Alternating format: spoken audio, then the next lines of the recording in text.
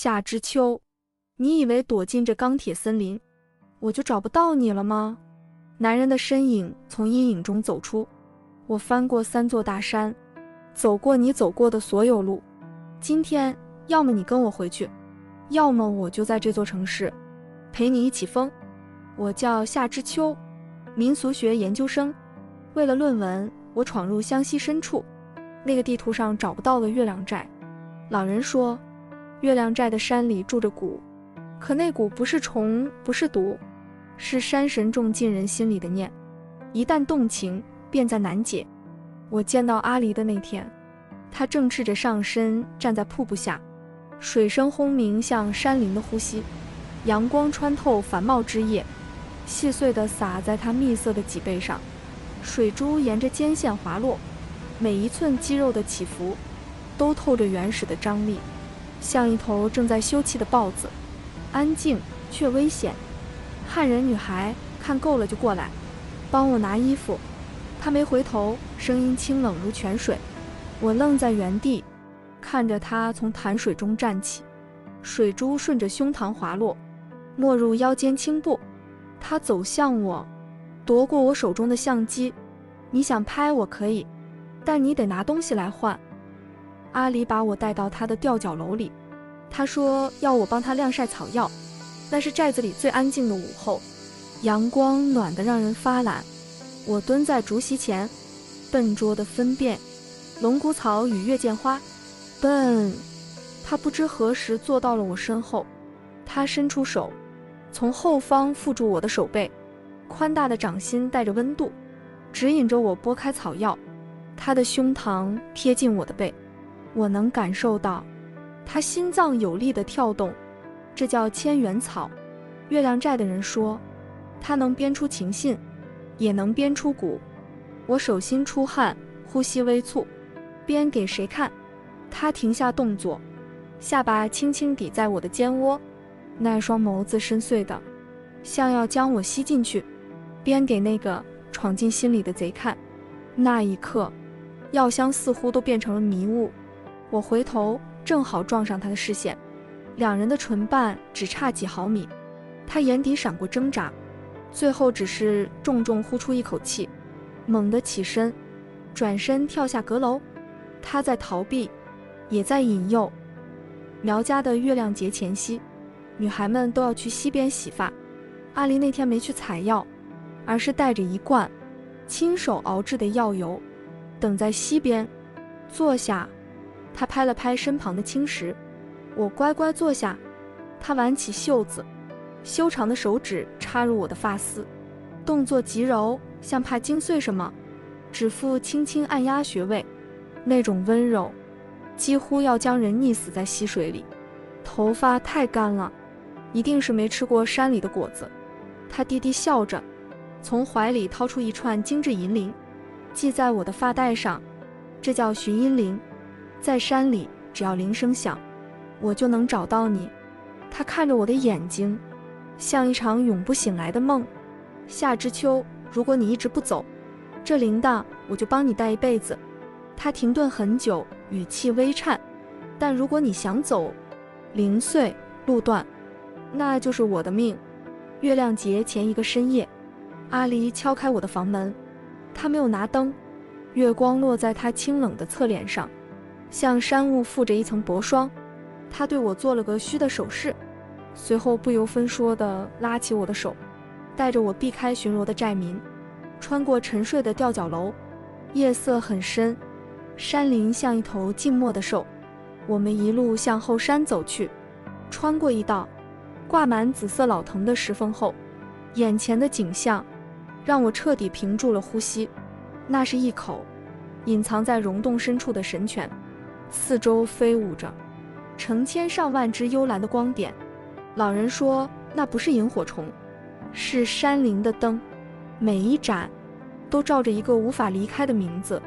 泉水如镜，倒映着洞顶透进来的星光。整个世界安静的，只剩下水滴落下的声音。阿离松开手，站在泉边，背影挺拔，却带着一种宿命的孤寂。他缓缓蹲下身，指尖轻轻触碰泉水，冰凉的水纹荡开，像某种古老的回应。他低声开口：夏之秋，你不是想知道月亮寨的秘密吗？我喉咙发紧，还是走近，蹲在他身侧。阿离抬起眼看着我，那双眸子深得，像要将人吸进去。神泉照的不是影子，是人心。他伸出手，指尖带着泉水的冷意，轻轻掠过我的脸颊，那触感像月光一样薄，却让人战栗，最后停在我的锁骨处。他的手指在颤抖，尽管他极力掩饰，我还是看见了他眼底翻涌的情绪。在月亮寨的传说里，如果一个外族人踏进这座山，又被山神种下情蛊，他就再也走不出去了。他低低笑了一声，声音里满是苦涩。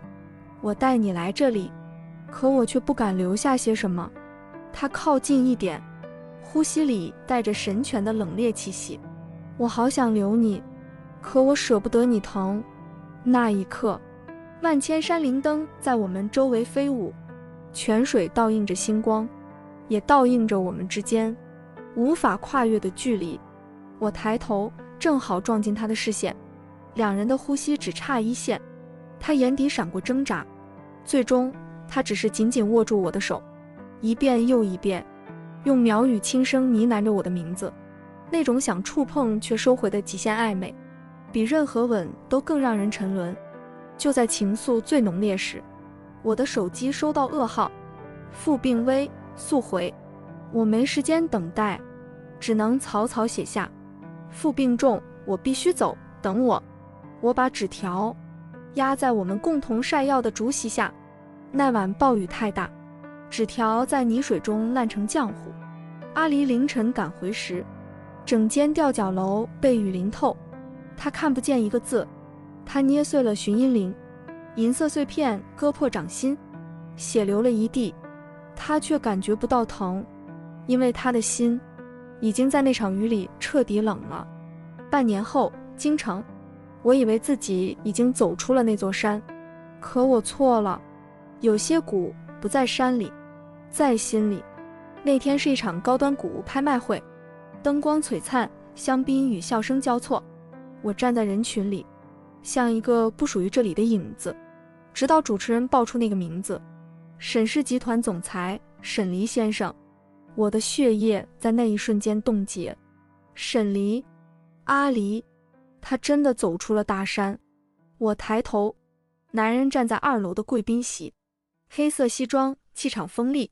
他俯视全场，眼神冷得像一把刀。那一刻，我几乎不敢呼吸，仿佛只要一眨眼，他就会消失。可下一秒，他的目光落在我身上，精准、冷静，像猎人终于找到了逃跑的猎物。我转身想走，却来不及。后台更衣室的门被猛地推开，一只手扣住我的手腕，力道不算粗暴，却不容挣脱。门关上，空气骤然窒息。我抬头，阿离站在我面前，城市的灯光落在他眉骨上，那张脸依旧英俊，只是比山里更冷，更陌生。夏之秋，他叫我的名字，声音平静得可怕。我喉咙发紧。阿离，他轻轻笑了一声，那笑意里没有温度。别这么叫，听起来像你还记得我。我眼眶发热，我怎么可能忘？他猛地逼近一步，我后背贴上冰冷的柜门。他低头，呼吸压得极近。你走的那天，连一个字都没留下。你让我在雨里等到天亮，你让我捏碎寻音铃，你让我以为……他停顿了一下，眼底猩红翻涌。我只是你论文里一个可笑的素材。我颤声，不是的，我留了信。他嗤笑，我看到的是你消失得干干净净。他直起身，语气冷得像刀锋。夏之秋，你回到城市过得很好吧？导师、论文、前途，灯红酒绿。那山里的3个月对你来说，是不是只是一场新鲜的梦？我摇头，泪水几乎落下。不是梦，是我这一生最痛的。我走出大山，不是为了听你哭，我是来讨债的。我的心狠狠一沉，讨什么债？他抬手轻轻抹撒我，腕间那枚苗银手镯，动作很轻，却像锁链。你欠我的，你欠我一声交代，欠我一条路，欠我那串铃。他靠近，声音低哑，夏之秋，你把蛊种进我心里，然后转身就走。你觉得我该怎么放过你？我浑身发冷。阿离，我没有想走。他忽然退开一步，眼神恢复冷静，像一瞬间把所有情绪收回。没关系，我不急。他转身拉开门，在出去前他停住，没有回头，只留下一句：你当初走得那么干净，现在轮到我了。门关上，我站在原地，胸口像被山雾堵住。从那天起，阿离没有再逼问我，他只是用更冷的方式把我困在他身边。论文被压下，推荐被撤回，导师开始回避我，我像被一点点逼进死角。终于我闯进他的办公室。阿离，你到底要报复我到什么时候？他坐在办公桌后，抬眼看我。报复？他轻轻笑了一声。夏之秋，你走的时候有问过我什么时候结束吗？他起身解开领带，一步步逼近。你告诉我，为什么连一句话都不留？我喉咙发紧。我不是故意的，不是故意。他眼底猩红翻涌。我在月亮寨等到天亮，寻阴零碎的时候，我以为山神把你收走了。他低声，像压着碎裂的恨。可后来我才知道，原来山神没收走你，是你自己走的。我后退，脚下一绊，跌坐进沙发里。他双手撑在我两侧，呼吸灼热，却克制的发颤。夏之秋，你欠我一个解释。空气死寂。就在这时，我的包被碰倒，文件散落一地。阿离的目光扫过，忽然停住。他弯腰捡起一张纸，皱旧的边角像被反复攥过无数次。他低头，下一秒指尖开始发抖。病危通知书日期，半年前我离开的第二天。空气凝固，他声音沙哑的不像他。这是什么？我终于崩溃，泪水决堤。我父亲那天进了抢救室，我必须走。我留了信，可雨太大了。阿离僵在原地，所有恨意像被瞬间抽空。他喉结滚动，眼底碎得彻底。所以你不是不要我？我摇头，哭得喘不过气。我每天都想回去找你，可路断了，我回不去。死寂很久，然后他缓缓跪下，不是逼迫，是崩塌。他把脸埋进掌心，声音破碎。知秋，我错了，我以为你丢下我了。他抬头，眼神重新燃起那种野性而深情的火。这辈子你就是我的蛊，无论在山里还是在这钢铁森林，我都不会再放手。他俯身吻住我，这一吻没有报复，只有跨越山海的赤诚。月亮寨的传说里，寻阴零碎过一次，路就会断。可我一直带着那枚修补过的银铃，铃声轻轻一响，山雾仍记得我。山神从未收回他的声音，因为真正的蛊，从来不是束缚，而是即便历经误解，也要再次为你臣服的决心。如果你也喜欢这种暧昧到极致的故事，别忘了点赞订阅，开启小铃铛。我是你的打翻故事茶，我们下个故事见。